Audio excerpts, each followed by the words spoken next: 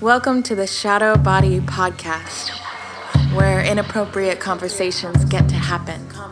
Stories, shame, rejection, bring the darkness to light, make us uncomfortable. The ShadowBody Podcast.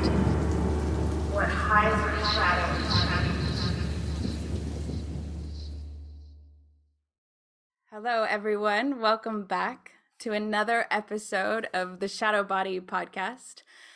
My name is Lauren, and this is where inappropriate conversations get to happen. I'm so excited because this is actually the first opportunity that I get to speak with someone else on this podcast. And a dear sister of mine is here. Her name is Jess Maitri. Now, Jess Maitri and I have gotten closer in the past year or so, and we've been kind of on this journey together through embodiment and embodiment practices and spirituality. Jess is actually doing some incredible work in the mental health world and not normalizing, but making embodiment practices and spirituality more accessible to mental health professionals, which is so fucking needed right now. I can't even believe that spirit has guided you into doing this work. And I'm just so honored to be in this space with you. Today, we have a ton to talk about, but we still have no idea what's going to come out. So thank you for tuning in to another episode. And welcome, Jess. Thank you. I'm excited to be here. Yeah, I'm so fucking happy to have you here because when I first launched this idea, you said, I'm in. You're one of the first people that said, I'm coming on. And I want to know why. Like, what was the pull that said, yeah, this is for me? Well, I'm a sacral authority, like in human design. So I know right away if something is like a yes or a no. And I don't even have to know the why yet. I just know. And so I think the reason it was a yes for me, though, is I've been craving and longing for more authenticity in my life, like within myself, like more authenticity with myself and being more in deeper intimacy with myself. And that includes sharing more of myself in some ways that I haven't before, especially professionally. So it was an edge that I was like, I just knew that was the medicine for me. Yeah. And how's that working out for you? Oh. The medicine starts before you even like get there, right? So yeah, Lauren and I were just talking about how powerful we are and we don't even know it. And I think I've been manifesting opportunities like this in regards to growth in my life and my relationship and how I do relationship. And yeah, I'm just currently in a really vulnerable spot. And really, I've been calling it the fertile void of infinite possibilities. Right. Well, let's talk about that because just so everyone in the audience or whoever's tuning in knows, I wasn't expecting Jess to be here today. I woke up to her yes to move forward with this conversation. And she's going through a breakup right now. And I am blown away by your decision to be here. And maybe there's something that you want to offer to the audience. There's a reason behind that decision. And can you speak to that a little bit? Yeah. It feels like intuitively I'm meant to bring a voice to so many people. And I'm feeling this in my, like, I'm getting emotion around this right now, which feels like truth, is that I'm meant to bring a voice to what so many people are going through right now, and to not make this so much about me personally. Like, yes, I am personally hurting. And yes, I received a sudden, unexpected, breakup of a way of doing relationship with a partner that wasn't expected. But I also feel that this is something collective, that a lot of us are in this like unknown. And how do you navigate that? And how do you oh, there's something big coming in. It's like, I feel like the way that we've been set up to do relationships, like get into them and get out of them, has not served us. And so like, how can we do it different? How can we do it different? And I want to speak to that. Right. So stepping into a relationship and then uncoupling essentially, right? Right, right. Can you unpack that a little bit more? Like, is this from personal experience in this last round that's really guiding you to Yeah, look at definitely. this? Yeah, I mean, because I would imagine most people that are listening to this have experienced this old way of getting into relationship and getting out of it. It's like you're in it, and then one day you're out of it, and it's like everything falls apart, and somebody has to move out, or you have to split everything up, and it's very messy, and it doesn't account for like the human experience in, like, we just loved each other for X amount of years or whatever, and all of a sudden it's cut, and it's just not humane the way that we've been even taught how to do, even how to get into relationship and then how to get out of it in a way that, so I've been through many breakups in my life, and this particular partner, it feels different. It feels like I'm being asked to do it differently this time. And so I'm listening. I'm listening. I'm being told to move slower. I'm being told to be in the moment. I'm being told to stay in my heart. I'm being told to, have an endless compassion. And that's definitely not something I would have done with previous partners. So, Right. no. Jess, I have to just share with you that the part where you said we get into these relationships and when they cut off, we lose everything, our sense of identity, our sense of self, our home. Yeah. And that was the pattern for me for so many years. I got sick of it at one point. I'm like, I'm tired of starting from ground zero every single time. It was driving me up the wall. It made me not want to go into a relationship because I was so sick of losing everything in it. I didn't know or have the tools to understand why that was going on for me. It was just ingrained in my system to say, oh yeah, you go into a relationship, you lose yourself, you bow to this relationship, you give your whole heart to it. Yeah. And if it doesn't work, you got no support on the other side. Pretty much, you're fucked. Yep. And what's different for me now, for those of you that don't know, I'm in a 6-year marriage. We've been together for 8 years. We are constantly going through another death, or going through a death together, reevaluating, recommitting. There's been many times where I've lost myself in this relationship and have said directly to him, we need to come back to ourselves. I love there's a bug on the lens right now. We've got to come back to ourselves and remember what it was like when we first met each other.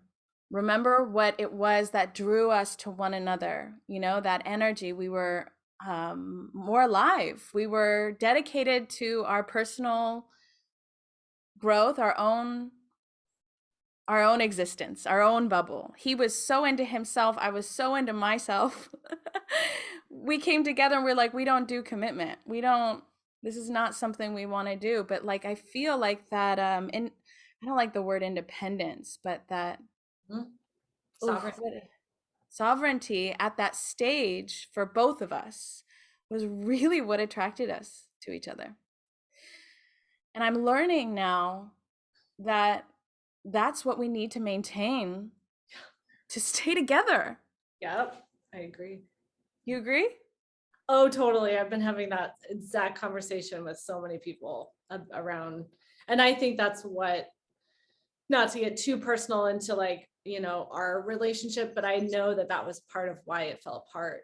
I had just bought my own condo and I had just had it I paid somebody to decorate it, right? Just for me. And I made it my own. And I only was there maybe 3 or 4 months before. What? well, the pandemic didn't help, kind of funneled everybody together, right? But the world shut down, and I ended up moving in with him and renting out my place. And I can tell you, looking back now, it wasn't a mistake because we did the best we could, right? But I wish I would have, on some level, kept my kept my space, kept my, yeah. And there's just so much that I know relationships have gone through with the pandemic because there hasn't been as much opportunity for sovereignty in this locking down and kind of like sheltering in place a little bit for a lot of people. Yeah, we've needed each other. I mean, if you weren't isolated during this pandemic and you had people in your home, we had to cling on each other, which is understandable. Cling Right. to one another, rather. I clung to Simon, absolutely. We were in that together, so that makes perfect sense. And I think it's understandable why we may have shifted in that direction, why our nervous systems just needed safety. Our nervous systems needed something to hold us. Yeah. In the uncertainty. Agreed. When we decided to have like a first chat about this conversation. And we didn't ask each other too many questions. We just knew that we were both like really questioning our relationships. And I'll just go ahead right now and say that 6 years into my marriage, questioning my marriage scares the fuck out of me. Thank God I can openly talk to you about my questions and not feel judged, by the way. Yeah. But there was a lot coming up and bubbling up to the surface, which I can go into about myself. And back to the piece where you were talking and saying that you were planting seeds and remembering how powerful you are. Can you reflect back on what was happening at that time and how it unfolded? When I first, yeah. Well, I mean, it's just funny looking back on it. So that was over 2 years ago. It was October of 2019. And at that point, I was 2 years post a divorce, actually. So 4 years ago, I got divorced from somebody that I felt was like my forever person. Like, we changed our last names together. Like, we both have the same last name. And he's like a dear brother now. But and I had 4 stepchildren, and that's a whole nother lifetime. But I was coming out of that, and I was rebuilding myself, and it had taken me 2 years from last October to like kind of like build myself back up from that. And I had just bought this, then I was like, you know what, I'm buying my own place, I'm doing it. And then comes, right after that, it's almost like here comes the new relationship, which is now ending. But that's the stage I was in. I was really in a stage of really reclaiming myself. And I think that may have been why we were attracted to each other, because I was in my power. I had taken the time to heal and had done a lot of work on myself and had set myself up to start new. And yeah. Yeah. So there was that stepping in process into the new relationship that you're speaking about. Like, the pandemic may have contributed to the yes. Yeah. It was a wonderful process. I believe it's all meant to be, of course. But again, you were in your sovereignty. You felt you were in your power. You bought your own condo. You were in it, and something about like being in that element or in that power. What is the other word I'm looking for? Attracts people, right? I mean, it attracts friends. It attracts opportunities. It attracts lovers. And the ultimate tool here is discernment. Yes. Yes. And I'm not saying that it was the wrong decision, never. I'm just saying it's like, how do we use discernment in that moment? Simon and I met, and I was healing. It was 2 years of me coming off a ton of medication.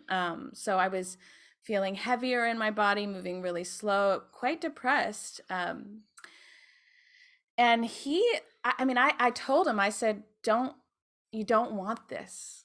trust me.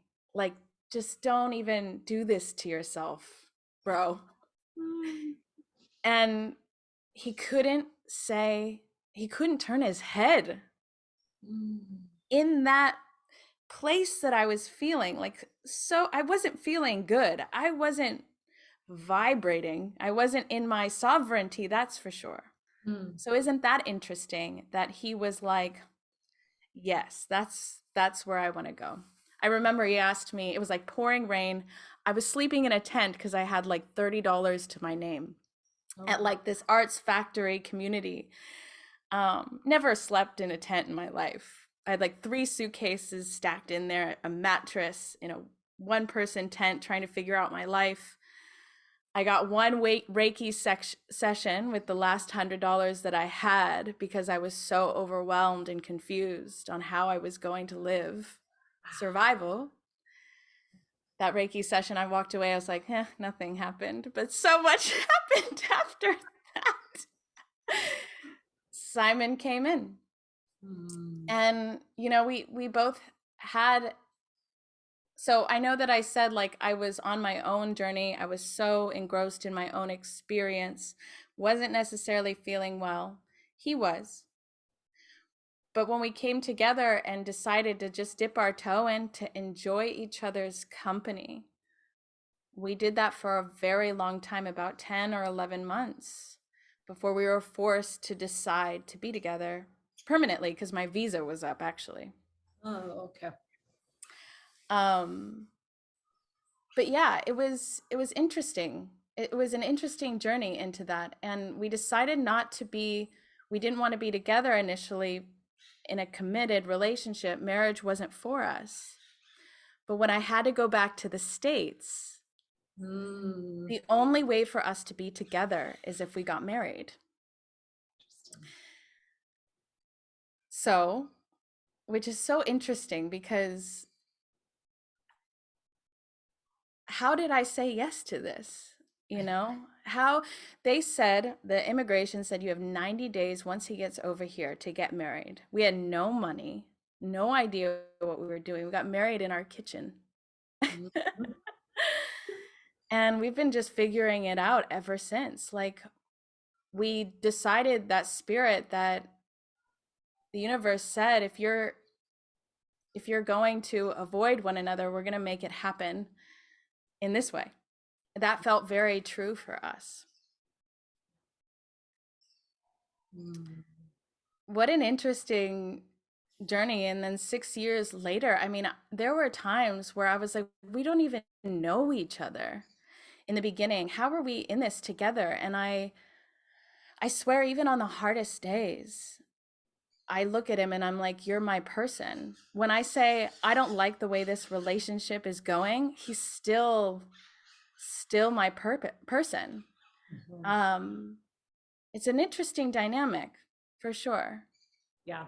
I'm always evolving. I'm always changing and growing. I'm getting better, you know, in terms of like healing. Yeah. And so that means I keep looking at this relationship and saying, I don't like any of it. It's time to throw everything up in the air and start over. Is that what it takes? You know, there's a part of me, Lauren, as you're speaking, it's like, we do have to go through deaths in long-term relationships. You're not ever reevaluating. You're not really being in it like as you are now. So part of me kind of there, I mean, I'll choose my words carefully, but I'm not cut off to the possibility of the death that's happening in this relationship right now. For me, is the death of how we've been doing it. And right now it's under the guise of a breakup. And I'm not saying that's not how it will stay. It might, but I do, when I tap into the future, there's infinite possibilities for how we go forward in relationship. And like, that's edgy. Like, that's part of what I know we want to talk about today is like, there are infinite possibilities for how to do relationship that can really enhance our sovereignty and long-term potential with people that we love. I just feel that, and I don't know what it looks like. I never experienced it, but I can feel the potential for not only this particular partner, but possibly others as well that I'll be engaging with. Yeah. I'm blown away by just how you have your shit together right now. I mean, you may not feel that at all, but I'm just looking at you open to possibilities in this moment. I mean, when I go through breakups, fuck, I'm on the floor, just getting takeout for days, drinking wine, and I'm, like just it takes me a long time to consider moving forward. And here you are just open. Trust me, for the first like 48 hours, I was like, what you're talking about. Actually, the first 3 days, like I told him to stay at a hotel. Like I am super uber mad right now, kind of a thing. So don't get me wrong. This is just like this moment I've kind of committed over the last kind of 24 hours or so that like, this is how I'm going to move forward. Yeah. I mean, last night it was 2 nights ago. I was like, do you need anything? Do you want to talk? Do you want to chat? And you're like, you know what? No, I need silence. And I remember sitting there like, oh snap. Like, okay. Because I could so easily, I was so vulnerable when you sent that, and I could easily go into my old story, and I could manifest the crap out of it by talking about it. And I was like, oh, don't do it, Jess, because it might feel good in the moment to vent about it and on all of that, and that's fine. But I've seen how powerful my words are, and I got to be careful. Yeah. So what's your old story? What is your old story that you're not, I mean, in this space, I feel like it might be okay for you to speak to it. Totally. Which is different than being in that very raw, vulnerable space, right? Like it seems like you can. Is that okay? Oh yeah, totally. Yep. My old story, I've been getting real clear on it, is that I am not lovable, and that here I am again abandoned. I have some abandonment issues that I wasn't really aware of before, but they're definitely there. Feeling discarded, like thrown away, like trash. Feeling like tricked. That's another old story of mine, is like I got tricked and taken for granted and taken on a ride. And ultimately what it comes down to is shame for me, is like feeling ashamed of trusting myself and letting myself love so deeply, and getting more attached than the other person, because then that's my old story. Yeah. And like, how could you be so foolish to let yourself go there again with somebody? There's just a lot of shame in my old story. Ashamed for opening up your heart, attaching, sharing your love. Now, that makes me so sad. I know. Me too. Why it makes me so sad is because, and to make it all about me, I guess, like how often are we holding ourselves back from truly loving and being in love out of fear of this rejection or abandonment, or not wanting to go on the ride, right? Heartbreak, essentially. Totally. And go ahead. No, you finish. And like, why is it that during a breakup, or why is it that relationships reveal and show us so much of our old patterns, our old stories? What is it about this one person that shows us the whole thing? Right? I don't know the answer to that, but I want to know. Right. I mean, I was actually speaking with a friend about this, like the person that we choose to spend our life with is such the mirror, of what we're working through, what we're working on, regardless of like what their experience, like our perspective of their experience. Like, let's say they are an alcoholic or whatever, and we're not. And there's really just a lot of work being done within ourselves in that sort of dynamic, but we can easily blame them and say they are this, they are doing all this wrong.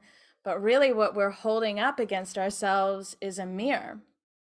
Does that make sense? Because I thought that was such a beautiful, like the ultimate shadow work in these partners that we choose essentially and Yes. say, yes, this is next.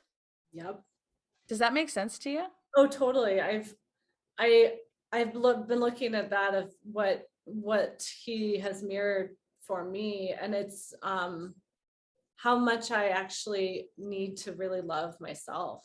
As like that's the mirror. Is if I'm looking for that, right? And that's why heartbreak hurts so much, is because we don't recognize that we've been trying to get love from somebody else. And then when it's taken away, we are cut off from love. We think that's the illusion. And it's like, wait a minute, I have that within myself. Like how, and that's what kind of came to my awareness through this recent breakup, is that I'm not loving myself. That's why this hurts so bad. It's because I've been relying on love from this other person, and that's the illusion. If that makes sense.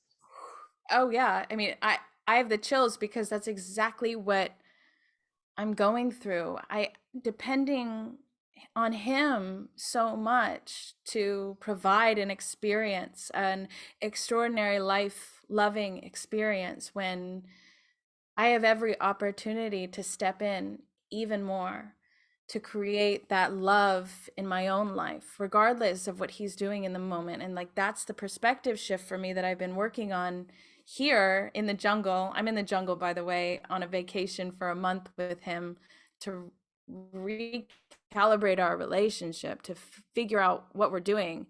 There's a lot of space. And I'm like, there's so much space. There's love there. There's a container. And I'm watching myself naturally sit back and just wait for something to fucking happen. I don't know. Totally. Wait for something to show itself, present itself to me, for me to be excited about life. Yeah, me too. I so hear you. Right? Yep. I've been, and like, how much is that? How common is that? You know, just waiting for the other person to show us love in And this to life. show us adventure, right? Or show us like our path. Yep. Okay, what this is bringing up for me, I've been diving into this book called Pussy. I forget who writes it. Oh, I wish I could reference correctly. I wasn't expecting to talk about this, but this book is lighting me up, like just in a way that I'm blown away in just the power of our pussy, and how much I have been just like sitting back waiting for somebody to please me, to know what I want, to read my mind, to activate my desire. And really the shift is for me to say what I want, what I need, to pleasure myself, to come alive myself. So it's coming right into like just the very nature of me and my relationship to my pussy, my portal, my energy, and my sexual energy. And this comes from many years of believing that I was not worthy unless I had a man to tell me I was worthy. Yep. I was raised in the church, especially when I was grounded and in trouble, or when I was misbehaving.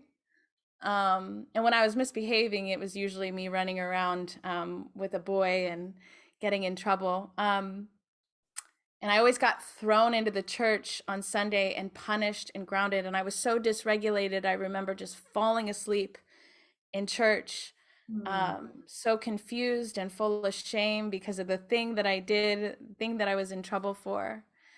I wasn't appropriate. I wasn't a lady. I was a slut. Yep. This is kind of going off on a tangent. But I believe my mother wanted this like lady, like girl to grow up into a well-educated, beautifully designed woman who was received by a rich doctor or a rich man. Right. I wasn't any of those things. So I feel like with all that shame, realizing that there was something wrong with me, I shut down my whole system, my desire, my sexual energy to try to like behave. I don't know, to be wanted, to be likable, to please my mother. Mm. And man, does that energy just carry with me still in this moment? Like I still catch myself.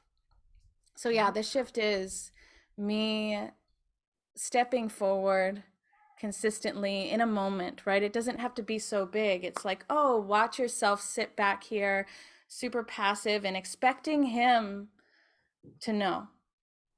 Mm. Yep. Yep. And then making that adjustment. I so hear you. And I was raised in the Mormon church and had a very similar experience. And yeah, I find that we translate those childhood traumas into our relationships too, of like wanting to be, I found myself in the child role more than I like to even admit in this past relationship, just because I was kind of like wanted to be good so that I would continue to be loved. And I didn't want to be too much of a burden, or I find myself not really wanting to bring certain things up because I was afraid that I'd get in trouble, right? It's like that little girl dynamic again, and how often we do that in our relationships as women. Yeah. So how did that show up? I mean, you're not practicing Mormon at this No, stage. no, No, no, no. no. Hell no. So, so like, can you unpack this? Like, this is juicy as much as you want to, but I mean, you went into a marriage with another Before. Mormon. Yeah. Oh, like early. Yeah, when I was 19, I got, well, basically, yeah, rewinding. At 19, I was still Mormon, and I was in an arranged marriage and with another Mormon, and actually stayed married somehow for 6 years. And the marriage ended when I left the church when I was 25.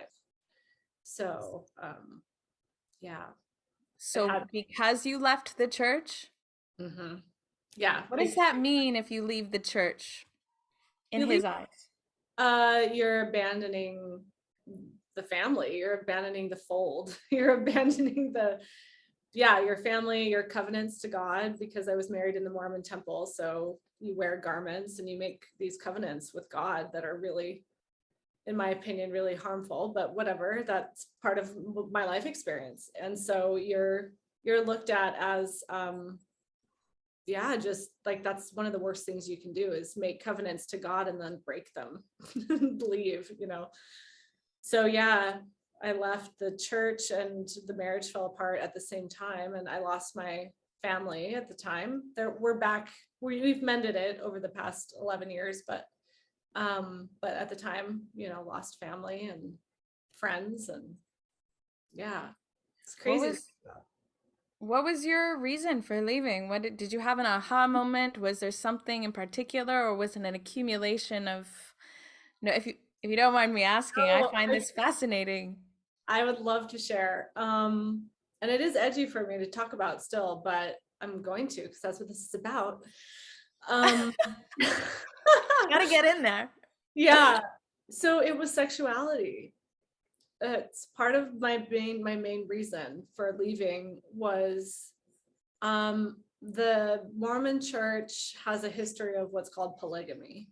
And it's basically where one man can have more than one wife in the afterlife. And they actually had practiced it here until it became illegal. Anyway, that's a long story, but it's not legal anymore. But that's still part of the belief system, is that when you die, the man gets to have multiple wives in heaven and the woman does not.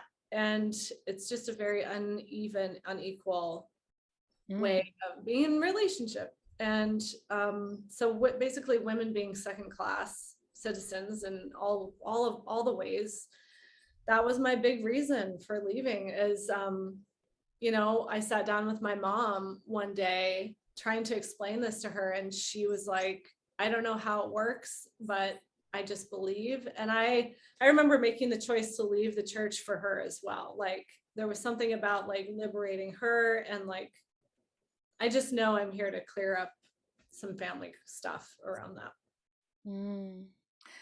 So I can't help but want to, just thank you. Like, thank you for sharing that part of your life, especially if it feels edgy to talk about, but polygamy versus polyamory. Totally different. Yeah. Now, the reason I'm I'm surrounded by polyamory within my close circle. It is just such an open conversation.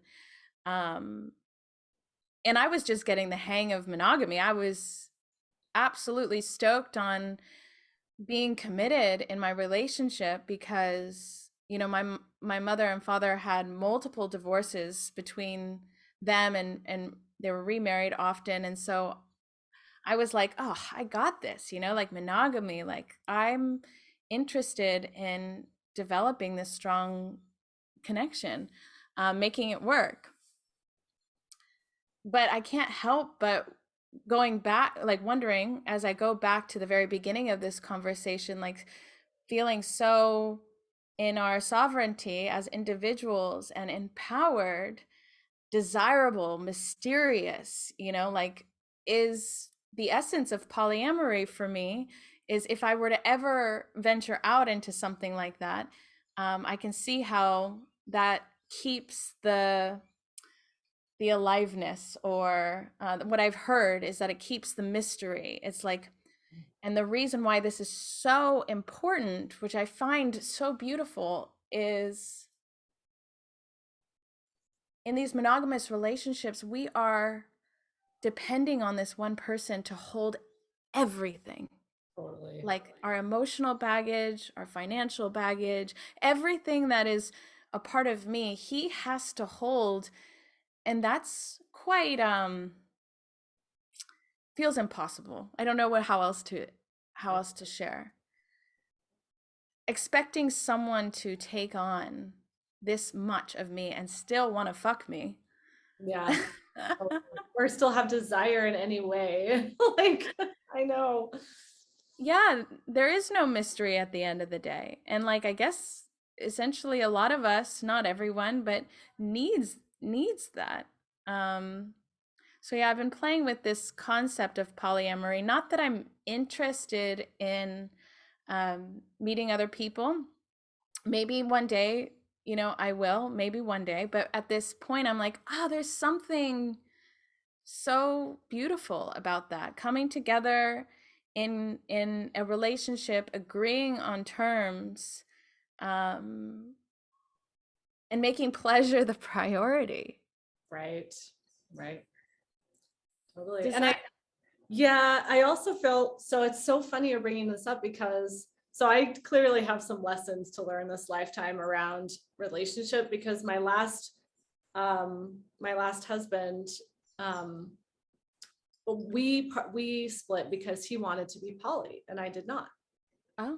So it's like here it is again. I'm just getting the message even now of like, I'm supposed to be learning, not necessarily how to be poly, but I'm supposed to be learning how to not put everything onto one person, because it's not fair. And it actually, I feel like, sets us up for failure or misery in a lot of ways. Mm-hmm. Yeah. I don't want to hold all of his shit. Right. I really don't. Yep. I'm just trying to get up every morning and have a morning practice and get my energy going so that I could be of service in a way that like lights me up in this world. Like that's the basic like desire that I have right now. And like I can't imagine being so, carrying all of his stuff, which I have been. I'll be fucking real about it. I've been focusing so much on his journey and like what he's going to do for his purpose and how I can lift him up. And I think that is setting me up for exhaustion, delusion, overwhelm. It's just so foggy at that stage in my eyes. I don't know. I could be totally wrong. What do you think? No, I don't think you're wrong at all. I think it's something that it's a program. It's part of what we're programmed to do in relationships is you help each other, you push it, you hold each other up, you're there. And while that's true, I feel like it hasn't been balanced with also being sovereign. Like, I think that poly is fine. Like, I don't actually have any judgment around it, but I don't think it's necessary if two people can be sovereign. If two people can really be sovereign, then there won't, because there's a part of me also that when I think about being poly, I see myself maybe even spreading more of my needs to more people instead of me kind of just holding myself. Right? Like, I hear you. The yeah. concept itself is like, I'm like, how the hell can I manage more than one person and decide where certain things go? What an art. Right. Done correctly. What a skill. Right.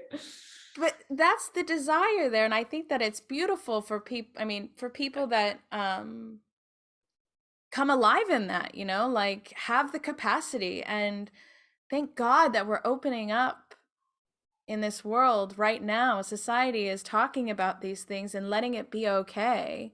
Yes.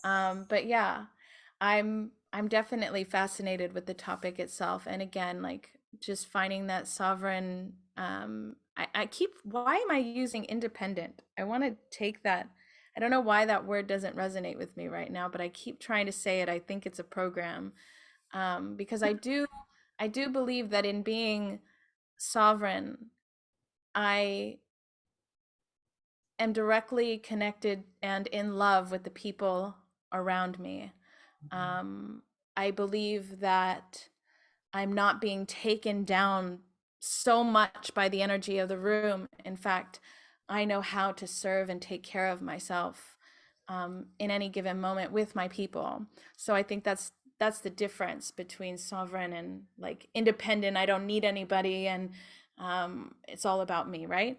Right. Yeah. So I just had to clarify that. Yeah, that's good clarity. Yeah. Yeah. So there's, Jess, there's like so much that I'm opening up to. And also, I'm just trying to close the doors to old patterns, old programs, and conditionings from my parents and grandparents and aunts. Like it goes down the line. And the biggest piece for me as a woman who identifies as a woman, right? Like, or a female that identifies as a woman, I feel so strongly about that in myself. I've been trained to see it as dependent on a manly man to look after me, tell me what to do, hold my hand, pay for the bill. And I'm supposed to show up, lay there like Snow White with my legs open and let him have me. That's what I feel every day in my body.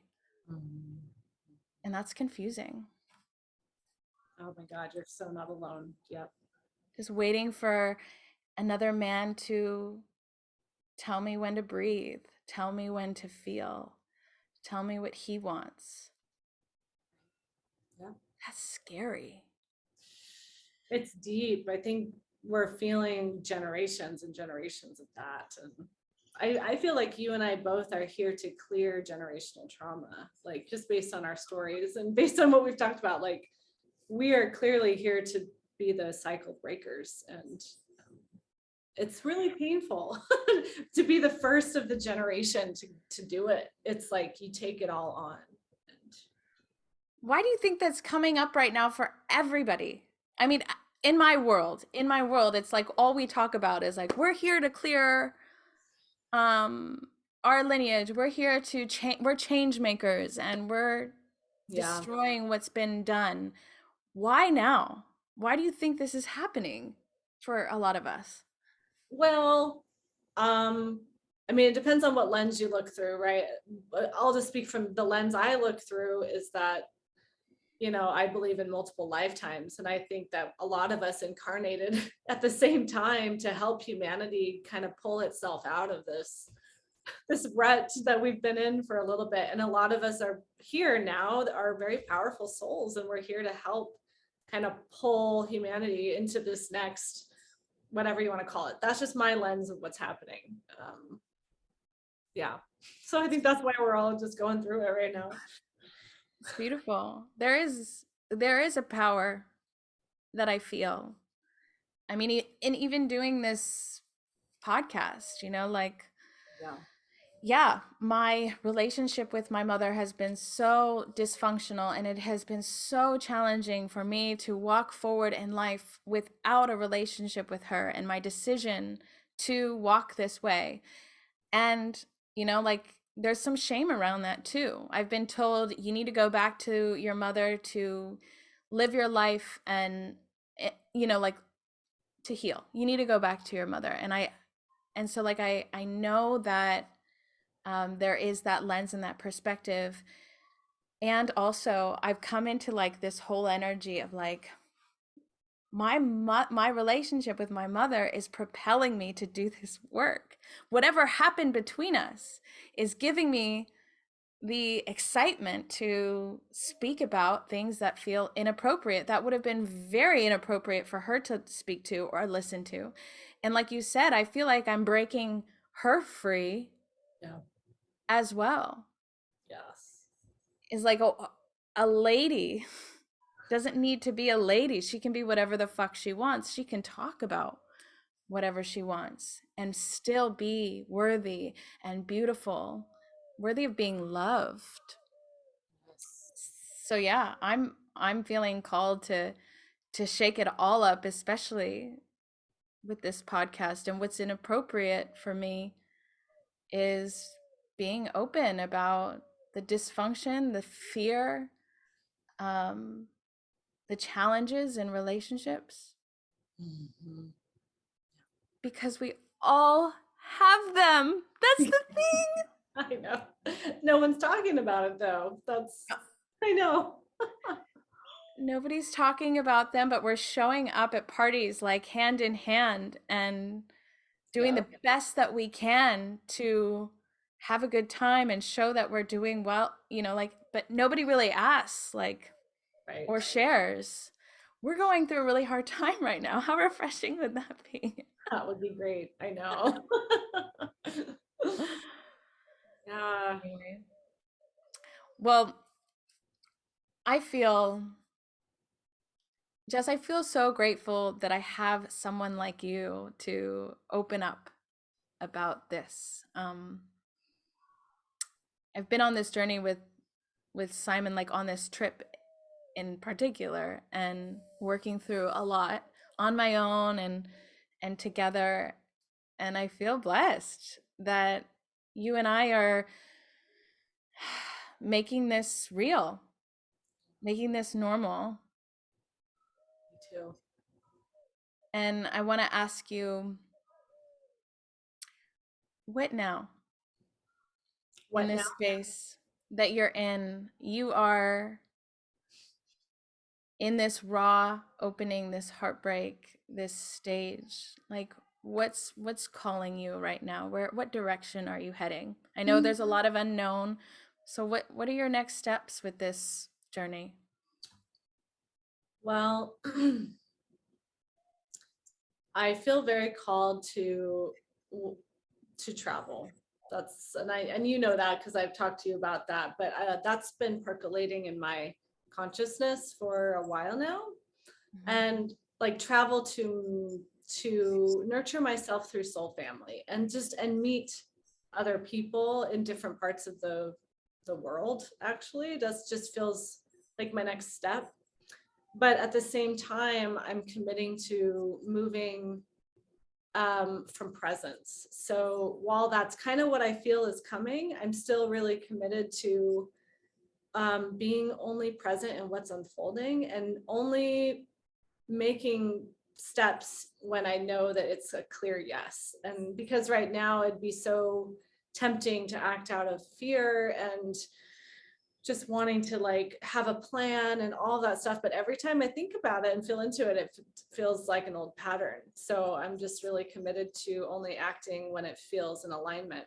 And so that's what's next. If that even answered the question, but yeah. Yeah. I That's think what, that's huge for the listeners to be hearing, you know, like how do you know it's a yes? I mean, you just said fear might show up when you are falling back into an old pattern, which you know so well, it's the known.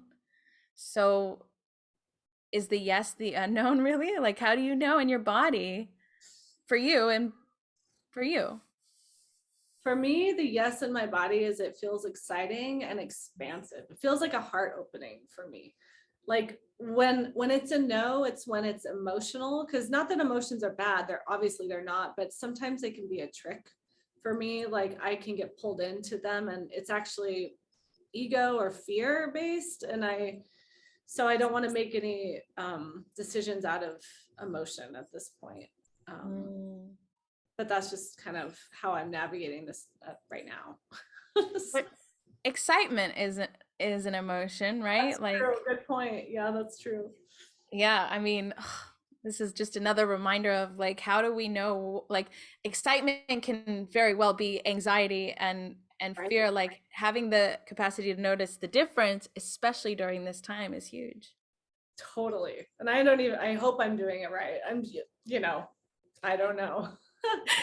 And also the anxiety that I had before recording this podcast is that okay too? Yeah. Um Everything is so intricate. Right. We can choose a million different things and be okay in the end. That's so true. Right. There's a million possibilities. It's endless. And that's the paradox of choice. It scares the living hell out of me. Yeah, me too. Yeah. And I'm always coming back. I've taken this from some YouTuber. Oh my God, I've got to reference these people. Dakota something. Um, he's he just travels the world and just films random documentaries, and he's just does things that are there's no rhyme or reason, definitely not perfected. He just arrives in these crazy places to film these documentaries, and his interview that I listened to was interesting. He's like, people don't understand that they can just do things.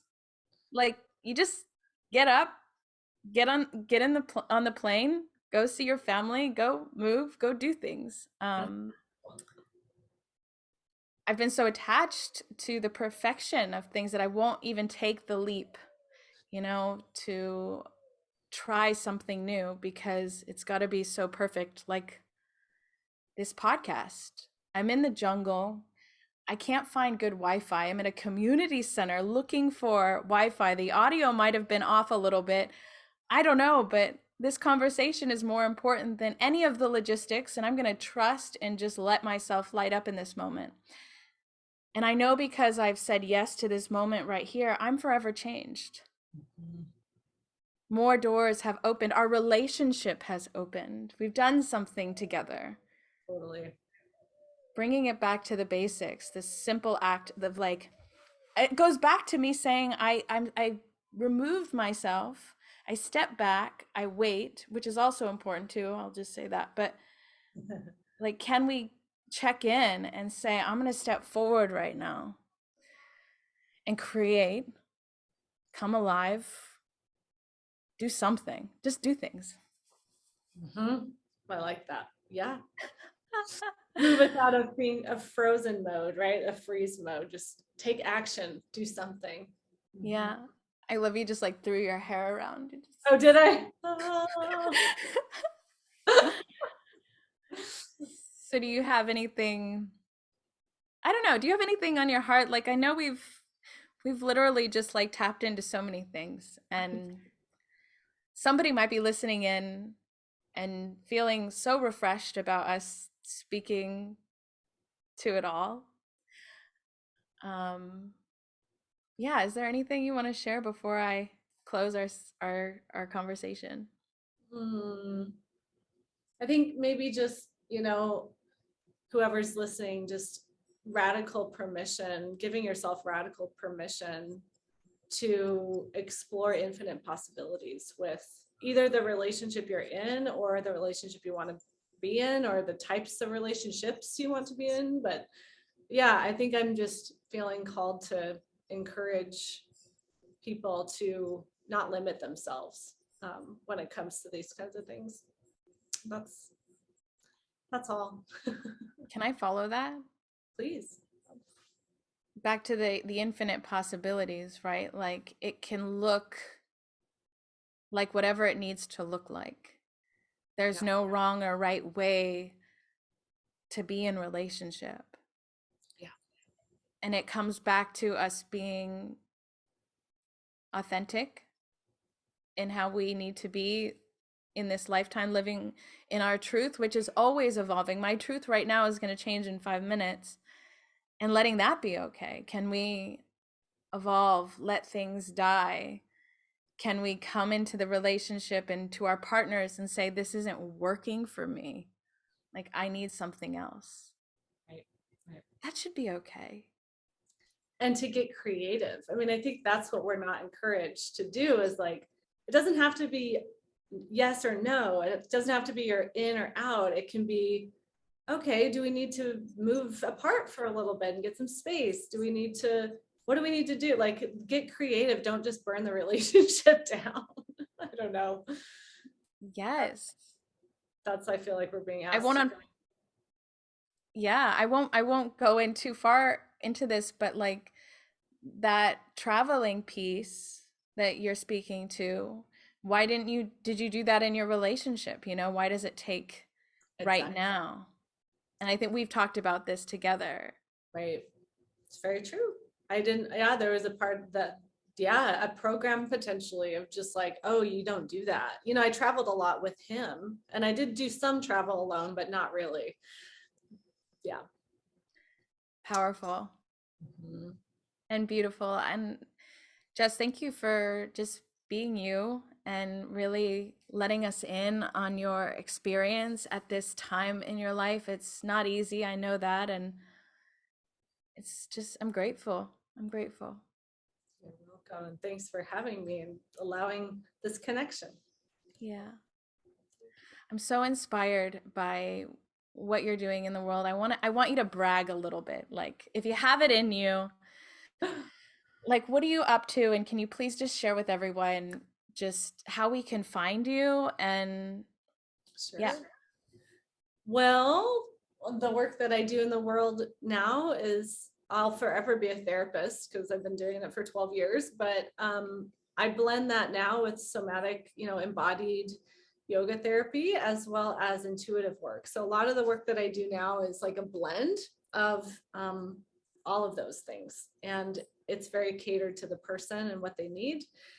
I'm also doing groups. So part of this inspiration to travel actually is to start connecting in with communities and offering my gift and of group work, and offering Yothera Method, which is my modality that I've created, and just offering that in groups that I feel called to connecting with. So yeah, that's what I do. Yes. So if you're listening into this and you have a space, you can fly Jess in and bring the Yothera method to your town, your city, wherever. Get some embodiment practice in. And there's so much to it, what you're up to. I mean, I'm just, yeah, there's the whole future ahead in this work. And you know that. And you're on the forefront. You're the pioneer for this. And yeah, it's amazing. Thank you. Yeah. Well, everyone who's been listening into our conversation today, I'm just so grateful that you're on this journey with me and this ShadowBody podcast. I still have no idea what I'm doing. And it is, and I'm just following the excitement, the part of me that says yes, and letting that guide me. So I'm just, for you to be here listening into this means the world. And I hope you stay on this journey with me. So I hope you have a beautiful day, a beautiful night, wherever you are in the world. So much love to you. Bye-bye. The ShadowBody Podcast. What hides the shadows.